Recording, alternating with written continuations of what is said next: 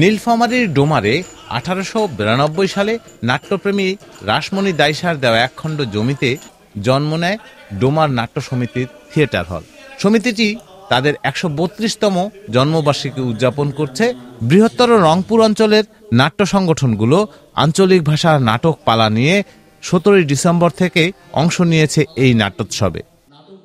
বছর শেষের খুশি নগদে হবে বেশি। নগদ পেমেন্টে নির্দিষ্ট ক্যাটাগরির কেনাকাটায় 300 টাকা পর্যন্ত ক্যাশব্যাক। উৎসবে সপরিবারে নাটক দেখতে আসছে দর্শকেরা। আঞ্চলিক ভাষার এসব নাটকে বিমুগ্ধ নাট্যপ্রেমী মানুষের মুখে মুখে ফিরছে মঞ্চ নাটকের জয়গান।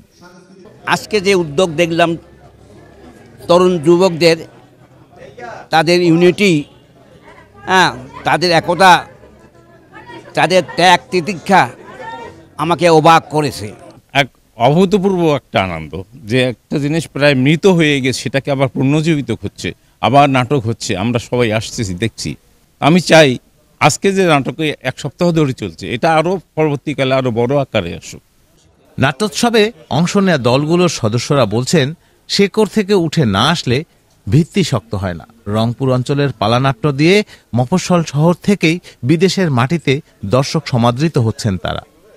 আমরা এখন পর্যন্ত 36টা শো করছি, এর মধ্যে 7টা শো করছি আমরা ইন্ডিয়ায়। এবং সবচেয়ে মজার বিষয় হলো বাংলাদেশের একমাত্র দল হিসেবে আমরাই প্রথম রাজস্থানে যেই প্রোডাকশনটা করে এসেছি। এবং ওনারা আমাদের একটা জিনিস বলছিল যে মূল ফর্ম যদি থিয়েটারের থাকে তাহলে এটাই, ইচ অ্যান্ড এভরিথিং হবে লাইভ। একটা জিনিস সবসময় আমরা লক্ষ্য করি যে আমাদের দেশে সব কিছু কিন্তু রাজধানী কেন্দ্রিক, ঢাকা কেন্দ্রিক। যত সুযোগ সুবিধা আছে সব কিছু দেখবেন যে শুরু হবে ঢাকা থেকে। কিন্তু আপনি যদি তৃণমূল থেকে একটা জিনিস শুরু করতে না পারেন, শেকড় থেকে যদি একটা জিনিসকে আপনি উঠিয়ে আনতে না পারেন, তাহলে সেই জিনিসটা কিন্তু মানে একদম টিকে না, শক্ত হয় না। আমাদের যে দাবি, আমাদের যে প্রত্যাশা, যে আমরা তো দেখিয়ে দিছি যে একটা প্রত্যন্ত অঞ্চলেও এ ধরনের একটা প্রতিষ্ঠান হতে পারে। নাটক জীবনের আয়না, অথচ আধুনিক ডিজিটাল এই যুগে মঞ্চ নাটকের অস্তিত্ব নানাভাবে সংকটাপন্ন। এটি সংস্কার দরকার ইতিহাস ঐতিহ্য রক্ষায় সকলের ঐক্যবদ্ধ প্রয়াস। আমাদের উদ্যোগ আছে, আমাদের ইচ্ছা আছে যে আমরা নাট্যকর্মী তৈরি করার জন্য আমরা প্রশিক্ষণ কেন্দ্র আমরা করতে চাই।